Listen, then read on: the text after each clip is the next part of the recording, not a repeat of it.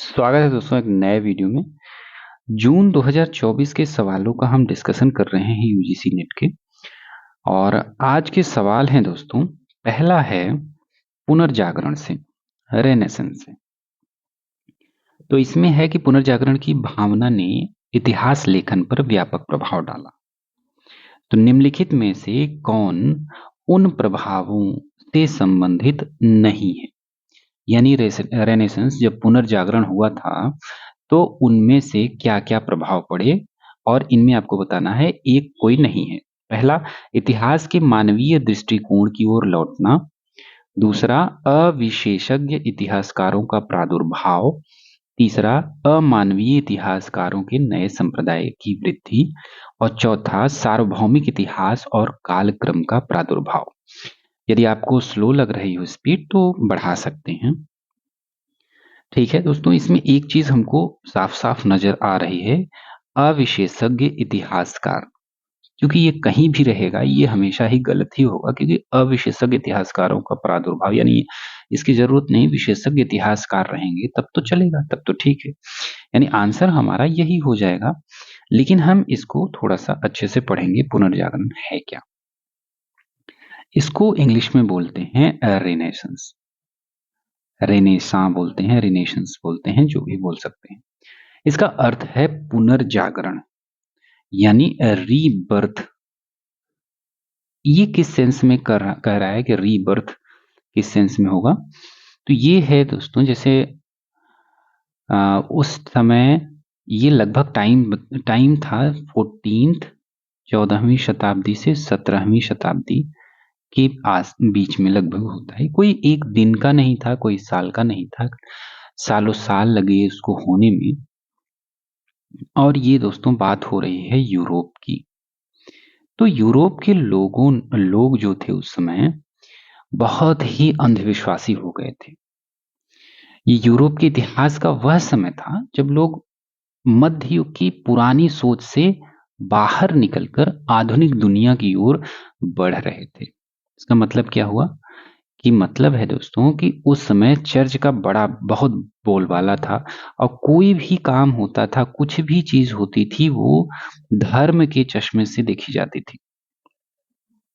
ठीक है, लेकिन जब धर्म का चश्मा धीरे धीरे हटने लगा, तो जब हटा, जैसे मान लो सोए हैं और सुबह उठे और पूरी एनर्जी रहती है कि कुछ काम करना है, कुछ नया काम करना है, कुछ और बढ़ेंगे, आगे बढ़ेंगे, उठते हैं। तो उस तरीके का पुनर्जागरण था कि बहुत सालों से सोए हुए थे, एक ही ढर्रे पे जीवन चल रहा था, कुछ करना नहीं था, सिर्फ भगवान, ईश्वर, अल्लाह, और हालांकि उसमें चर्च का बोलबाला था वहां पे। तो ये बात हो रही है बदलाव की, ये बात हो रही है इंसानों के आगे बढ़ने की। किस तरीके से? तो लोगों ने धर्म के बजाय इंसानियत को चूज किया, तर्क को चूज किया, विज्ञान विज्ञान पर भरोसा करना शुरू किया। तब वो होता है पुनर्जागरण का पहला ये कदम, जो मानवतावाद कह सकते हैं इसको। मानवतावाद यानी ईश्वर को थोड़ा छोड़ा, अपने तर्क की बात करना शुरू किया कि नहीं भाई, सारी चीजें ईश्वर थोड़ी कर रहा है, और विज्ञान पर भरोसा करना शुरू किया। और उसी समय लगभग, हाँ, उसी टाइम में कलाकार और विद्वान भी हुए जिन्होंने बताया कि प्राचीन जो यूनानी ग्रीक थी, हालांकि हमको पता है दोस्तों ये 14वीं शताब्दी की बात हो रही है, लेकिन ईसा पूर्व भी जो प्राचीन यूनान में और रोम में जो साहित्य लिखा गया, जो कला थी, जो ज्ञान था, वो सारी चीजों को हटा के चर्च पूरी तरीके से काबिज हो गया था। तो सारे ज्ञान सब धरे के धरे रह गए थे। इस समय उन लगा कि नहीं, पुरानी जो हमारी संस्कृति रही है, यूनान की संस्कृति रही है, उसको फिर से जिंदा करना है। और इन सब में एक चीज बड़ी इंपॉर्टेंट रही, जो प्रिंटिंग प्रेस आई है। तो प्रिंटिंग प्रेस आने से जो किताबें सस्ती हुई हैं और लोगों के पास पहुंची, तो उनको ज्ञान का आभास हुआ, ज्ञान पता चला, तब जाके ये सारी चीजें धीरे धीरे हुई हैं। इसलिए सालों साल लग गए इसमें होने में, सैकड़ों साल लग गए दोस्तों, अंधविश्वास से विज्ञान की तरफ आने में, और धर्म से इंसानियत की तरफ आने में सालों साल लगे हैं। और इस दौर में कुछ महान कलाकार भी, जैसे आपने सुना होगा लियोनार्डो द विंची, ये भी इसी समय के रहे हैं। और माइकल एंजेलो थे जो प्रसिद्ध मूर्तिकार भी हैं। तो इनका टाइम भी यही लगभग रहता है। और उसी समय महान वैज्ञानिक भी हुए जिन्होंने ये बताया कि भाई जो पृथ्वी है वो सूर्य के चारों ओर चक्कर लगाती है, ना कि सूर्य पृथ्वी का चक्कर लगाता है। तो ये सारी चीजें भ्रांतियां थी और चर्च मानता था कि नहीं हम ही सर्वश्रेष्ठ हैं, सारी चीजें थी। तो धर्म हटा और विज्ञान आया। एक तरीके से यही समझ सकते हैं कि अंधविश्वास से विज्ञान की ओर और धर्म से इंसानियत की ओर एक महान सफर था, एक महान शुरुआत थी, वही था पुनर्जागरण। ठीक है, तो इस तरीके से हमारा सवाल सही होता है। और इसमें जो बाकी तीन ऑप्शन है कि इतिहास के मानवीय दृष्टिकोण की ओर लौटना, जी बिल्कुल अभी बात की कि मानवतावाद की बात है, कि मानवीय दृष्टिकोण की बात है, सिर्फ भगवान के भरोसे नहीं, कि इंसानों को जो प्रॉब्लम है, जो बातें हो सकती हैं, जो कर सकते हैं, जो तर्क हो सकते हैं, जो विज्ञान जो सोच हो सकती है, उससे उसकी तरफ लौटना यानी इन द सेंस क्या है कि पहले यूनान और रोम के लोग भी बहुत तर्कवादी थे और मानवतावादी थे, उन्हीं की तरफ फिर से हमको धर्म को छोड़कर वापस आना है। ठीक है, और मानवीय इतिहासकारों के नए संप्रदाय की वृद्धि हुई थी। तो हाँ, मानवीय इतिहासकारों के नए संप्रदाय वृद्धि का मतलब ये है कि नए लोग आगे आए और मानवीय इतिहासों को लिखना शुरू किया। इस समय पता चला कि हम इतिहास को कैसे लिखेंगे, और लेखन प्रक्रिया भी चालू हालांकि होती थी लेकिन सिस्टमेटिक तरीके से अब शुरू हुई थी। सार्वभौमिक इतिहास और कालक्रम का प्रादुर्भाव होता है। हाँ, ये है कि सार्वभौमिक इतिहास सबका और उनके कालक्रम को तिथि वाइज नोट करने का जो प्रचलन चला था, इस समय से काफी अच्छा हो गया था। उसके पहले भी था लेकिन फिर से इन्होंने शुरुआत की थी। तो इस तरीके से पुनर्जागरण हमारा ये होता है। ये काफी बड़ा है, इसमें बहुत सारी चीजें हैं, लेकिन फिलहाल अभी के लिए इतना ही। किसी वीडियो में हम लोग अलग से पुनर्जागरण पढ़ेंगे। दूसरा एग्जाम्पल है दोस्तों, दूसरा सवाल है ये आज का, कि मुगल बादशाह शाहजहां से, ठीक है, शाहजहां द्वारा निम्नलिखित में से किस गायक को गुण समुद्र की उपाधि मिली थी? या ऐसे कह सकते हैं कि शाहजहां ने गुण समुद्र की उपाधि किसको दी थी? तो विलास खां को, लाल खां को, छत्रसाल खां को या हयात खां को? तो बताइए इसमें किसको मिली थी गुण समुद्र की उपाधि? हाँ, हयात खान बिल्कुल नहीं थे, विलास खान भी नहीं थे, हाँ ये छत्रसाल खान नहीं, बिल्कुल नहीं, लाल खां थे। तो ये शाहजहां ने इनको गुण समुद्र की उपाधि दी थी, उनका मानना था। वो थे भी ऐसे ही प्रसिद्ध, हालांकि दरबार के जो प्रसिद्ध संगीतकार थे और बहुत सारे गुण थे इनमें, तो इसलिए इनको गुण समुद्र की, यानी इतने गुण हैं जैसे समुद्र में पानी है, इतना गुण है इनके पास, इस तरीके से उन्होंने दिया था ये उपाधि। और लाल खां का जो संबंध है वो तानसेन से भी जाता है। तो तानसेन के पुत्र, तानसेन के एक पुत्र हुए विलास खां, और ये हैं विलास खां, ये तानसेन के पुत्र हैं। और इन विलास खां के दामाद थे लाल खां। ऐसे समझ सकते हैं, तानसेन के पुत्र विलास खां के दामाद लाल खां थे। और मुख्यतः लाल खां ध्रुपद शैली में गाते थे। जब भी शाहजहां बीमार होता था तो वो मुख्य रूप से लाल खां को ही अपने पास बुलाता था और उनसे गाना सुनता था। तो ये तो सवाल की बात हो गई, लेकिन हम मुगल काल के कुछ प्रमुख कलाकारों की भी बात कर लेते हैं। तो सबसे पहली बात कर रहे हैं मीर सैयद अली की। मीर सैयद अली, और इनके साथ एक और थे अब्द अल समद। ये दोनों लोग आए थे ईरान से और इन्होंने ही मुगल चित्रकला की नींव रखी थी। और अकबर के काल की बात करेंगे तो अकबर के समय में प्रमुख रूप से एक तो दसवंत का नाम आता है, और एक बसावन का नाम आता है, बसावन का नाम। और तानसेन तो थे ही, प्रमुख रूप से यही थे, बाकी और लोग थे, इसमें इतना पढ़ते हैं।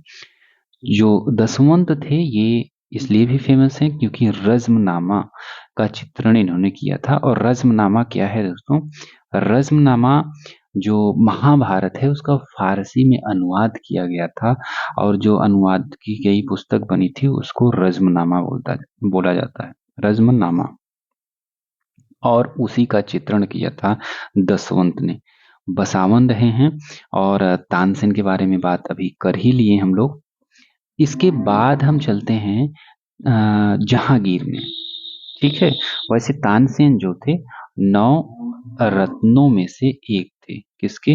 अकबर के 9 रत्नों में से एक थे, और प्रमुख संगीतकार थे। और नवरत्नों की भी बात आती है तो बता ही देते हैं नवरत्न में कौन थे। तो दोस्तों, अकबर के दरबार में नवरत्न में बीरबल थे, तानसेन थे, अबुल फजल फैजी, राजा टोडरमल, राजा मान सिंह, अबुल रहीम खाने खाना, फकीर अजीउद्दीन और मुल्ला दो प्याजा।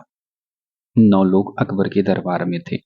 इसके बाद जहांगीर की बात आती है, तो जहांगीर के दरबार में कौन कौन था प्रमुख रूप से? तो उस्ताद मंसूर, ये बहुत ज्यादा इंपॉर्टेंट है। उस्ताद मंसूर आते हैं, अबुल हसन आते हैं, और थर्ड है बिशन दास आते हैं। 3 लोग आते हैं। उस्ताद मंसूर की बात, हाँ, जहांगीर दोस्तों ये स्वयं अच्छा कला का पारखी था ये, इसलिए इसलिए भी कह सकते हैं। और कला का जो स्वर्ण युग था, मुगल कला का स्वर्ण युग की बात जब आती है तो ये जहांगीर का ही काल था। और उस्ताद मंसूर ये जानवरों का और पक्षियों का और फूलों का चित्र बनाने में माहिर था। और उस्ताद मंसूर का ही एक चित्र है दोस्तों, साइबेरियन सारस। साइबेरियन सारस बहुत ज्यादा फेमस है, कई बार पूछा गया है। और एक बाज का भी चित्र इन्होंने बनाया था, तो ये उस्ताद मंसूर थे। अब अबुल हसन की बात करें तो जहांगीर ने इनको नादिर उज जमा की उपाधि दी थी, नादिर उज जमा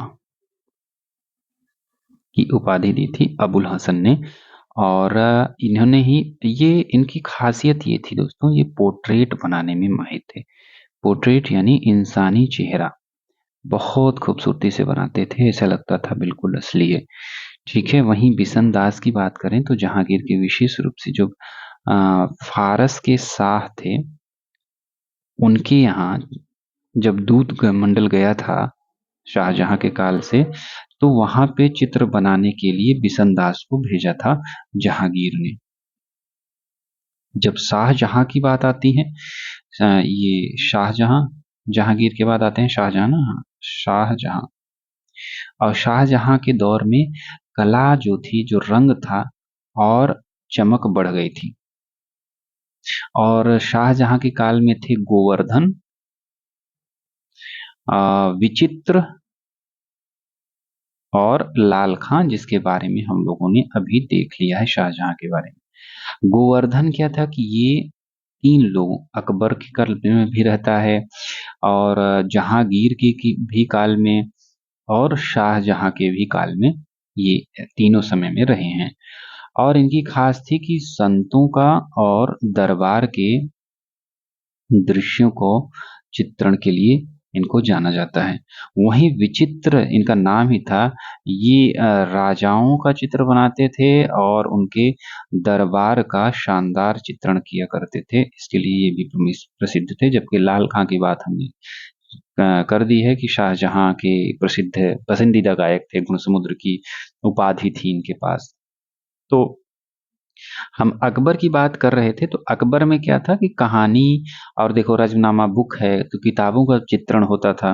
वहीं जहांगीर की जब बात आती है तो वो जानवरों, पक्षियों, फूलों, प्रकृति, इंसानी चेहरों, ये सारी बातें जहांगीर के शासनकाल में आ जाती हैं। तो ऐसे भी आप समझ सकते हैं। और जहाँ शाहजहाँ की में जब बात आती है तो बहुत ज़्यादा सुंदर भव्यता की बात आती है। और दरबार की भव्यता, सोने की चमक, दरबारी दृश्य, ये सारी चीज़ें शाहजहाँ के काल में आती है। तो इस तरीके से हमारा ये सवाल अब पूर्ण रूप से कंप्लीट होता है दोस्तों। आपको अपने नोट्स से भी पढ़ते रहना है। थर्ड की बात करते हैं, हमारा मौर्य काल आ जाता है थर्ड में। मौर्योत्तर काल है, सॉरी, मौर्योत्तर काल में भारत से रोम निर्यात की जाने वाली वस्तुओं के विषय में विचार कीजिए, जिसमें वस्त्र, कांच के मनके, हाथी दांत, जैतून का तेल, काली मिर्च, इसमें से कौन कौन सा था जो रोम को भारत से निर्यात होता था, यानी भारत रोम को भेजता था। तो आप लगाते रहिए, इस पे बात करते हैं। तो मौर्योत्तर काल की बात हो रही है दोस्तों। तो भारत और रोम के बीच में जो व्यापार चलता था, ठीक, उसमें भारत से जो रोम भेजा जाता था वो ज्यादातर विलासिता की ही वस्तुएं थी। एक तरफ भारत लिख ले रहे हैं और रोम लिख ले रहे हैं। और भारत से रोम की तरफ जब जाते थे तो भारत से वस्त्र जाता था, टेक्सटाइल। वस्त्र में कौन सा वस्त्र? तो भारत अपने बेहतरीन सूती वस्त्रों के लिए, सूती कपड़ों के लिए प्रसिद्ध था ही। और रोम के लोग जो थे वो भारत के मलमल को बहुत ज्यादा पसंद करते थे। तो इसको रोमवासी सोने के बदले देकर मलमल खरीदते थे। वहीं जब हाथी, ये वस्त्र हो गया, यानी वस्त्र हो गया, वहीं हाथी दांत आता है, ठीक। तो हाथी दांत है, हाथी दांत आता है, तो भारतवासी हाथी दांत भी बेचते थे।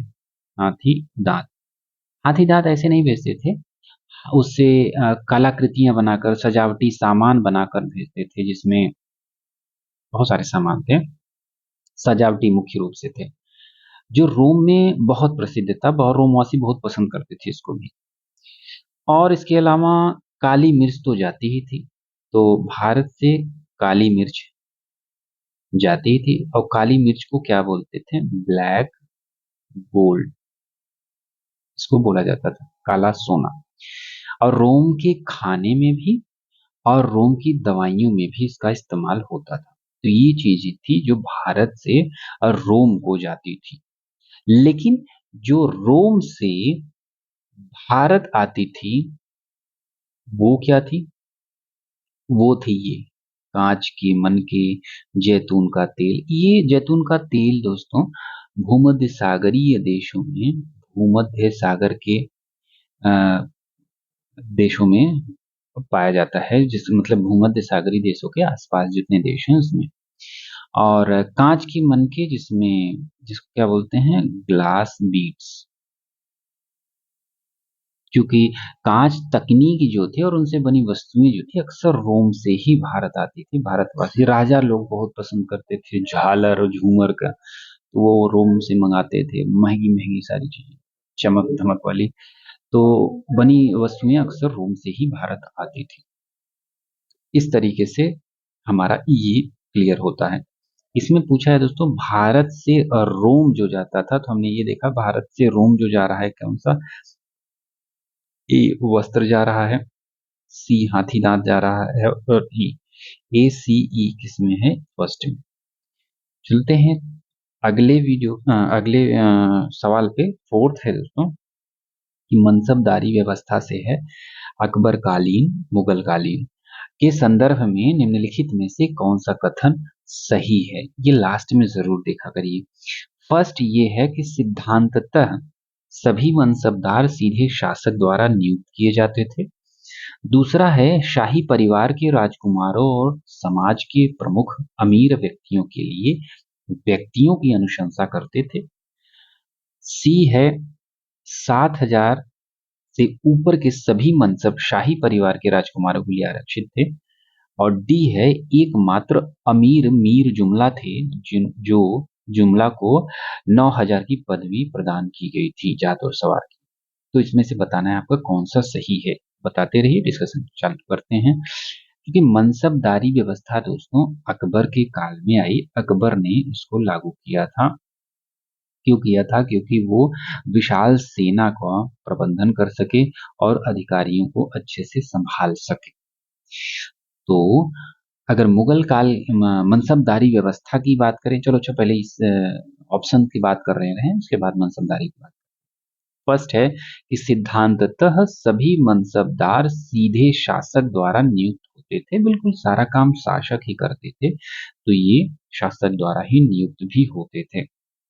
शाही परिवार के राजकुमारों और समाज के प्रमुख अमीर जो थे वो नियुक्तियों के लिए व्यक्तियों की अनुशंसा करते थे। क्या ये ठीक है? हाँ, राजा कितने लोगों को जान पाएगा आखिर? मतलब बादशाह है तो हर जगह तो सबको जानता नहीं। तो आज भी जैसे होता है, तो समाज के जो अमीर थे, कुलीन वर्ग थे, तो वो सब लोग राजा के पास जाते थे और रिकमेंड करते थे। रेफरेंस दिया जाता था, जैसे आजकल भी होता है, रेफरेंस दे दे, मेरा रेफरेंस दे देना। तो उस तरीके से नियुक्त करवाते थे। ठीक है, ये भी सही है। अगर सी की बात करें तो 7,000 से ऊपर के सभी मनसब जो थे वो शाही परिवार के राजकुमारों के लिए आरक्षित थे। तो हाँ, शाही परिवारों के लिए ही आरक्षित थे। और आम अधिकारी जो थे वो 5,000 तक जाते थे। 5,000 जात और 5,000 सवार तक जाते थे, यानी मैक्सिमम ऊंची रैंक हो सकती थी, जिससे बढ़ाकर बाद में 7,000 कर दिया गया था। और इसके ऊपर के बड़े जो रैंक थे वो सभी रैंक शाही परिवार, बादशाह के बेटों, राजकुमार के लिए सुरक्षित कर दिया। अब ये भी ठीक हो गया। एकमात्र अमीर मीर जुमला थे जिनको 9,000 की पदवी दी गई थी। 9,000 ये लिखा जाता है जात और सवार।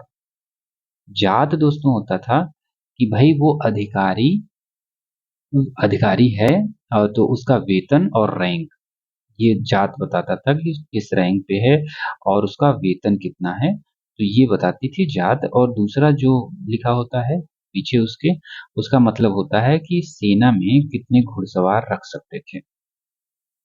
ठीक है, ये होता है जात और सवार। सवार मतलब घुड़सवार, समझ रहे हैं? ठीक। तो नहीं, मीर जुमला का जो 9,000 नहीं था, ये 6,000 था। ठीक, 6,000/6,000। इस तरीके से केवल डी गलत होता है, बाकी सब सही होता है, तो डी काट देंगे। ए बी सी सही है, तो ये आंसर हो जाएगा। थोड़ी सी मनसबदारी व्यवस्था की और बात कर लें दोस्तों, तो इसमें मुगल प्रशासन और सैन्य प्रणाली की बात होती है, हमने बात कर ली। शुरुआत अकबर ने किया था, ये भी ठीक है। मनसब का आखिर अर्थ क्या होता है? मनसब का मतलब होता है पद या रैंक। ठीक है, रैंक। तो यानी जो इसको पाता था उसको क्या बोलते थे? मनसबदार। मनसबदार बोला जाता था। ये हो गया, समझ आ गया। दो भाग थे इसके, जात और सवार। जात और सवार। जात सवार क्या थे? सवार पहले समझ लीजिए, सवार मतलब घुड़सवार होते थे, यानी अपनी सेना में कितने घुड़सवार लोगों को रख सकते हो अपने पीछे। और जात रैंक बताता था। वो जात जाति नहीं है, जात है। रैंक बताता था और वेतन कितना होता था ये बताता था। ठीक है, कि जैसे 2,000, 3,000, 4,000 बढ़ता रहेगा तो ये जात सवार बढ़ता रहेगा। सवार डिपेंड करता है, कई बार होता है कि 2,000 का जात है लेकिन 1,000 का सवार है, चेंज भी हो जाता है। इसी में दो अस्पा सिंह अस्पा भी आता है, लेकिन उसके लिए अलग से वीडियो बनाएंगे। मनसबदारी व्यवस्था का तब हो पाएगा, क्योंकि उसको समझाने में थोड़ा टाइम लगेगा। ठीक है, और एक खास बात इनकी थी कि ये वंशानुगत बिल्कुल नहीं थे, इनका ट्रांसफर हो जाता था। ठीक है, आराम से ट्रांसफर किया जा सकता था कहीं भी। ये फोर्थ सवाल कंप्लीट होता है दोस्तों। फिफ्थ पे आते हैं। आज का लास्ट सवाल है, मुगल काल में निम्नलिखित विदेशी यात्रियों के आगमन को आरोही कालानुक्रम में व्यवस्थित कीजिए, और ये पहले से बाद में होना चाहिए। पहला है पित्रा डेला वेले, और पीटर मुंडी, विलियम हॉकिंस, जियो बैप्टिस्ट टैवर्नियर। बताइए, ये काफी बार आते हैं। जब हम पिट्रा डेला वैले की बात करते हैं तो वो 1622 1660 तक रहता है। ठीक है, ये इतावली यात्री था। इतावली होता है, इटली का यात्री था, इटली का। और जहांगीर के अंतिम वर्षों में आया था, अंतिम वर्षों में भारत आया था, पेट्रा डेला वैले।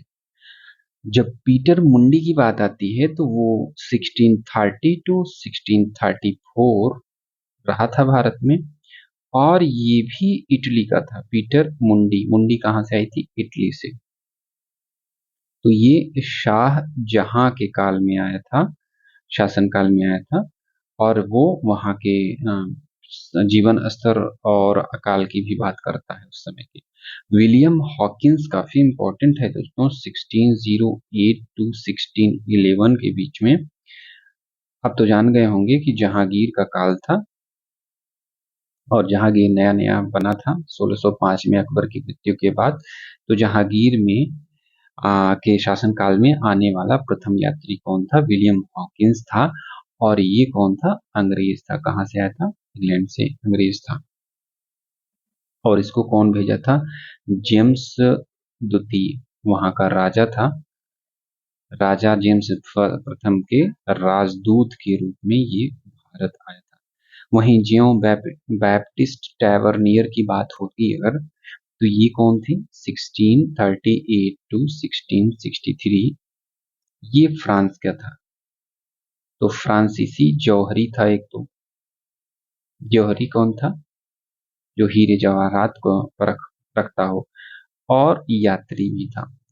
ये शाहजहां के काल में, काल से ये समझ सकते हैं किसके किसके काल में रहा होगा।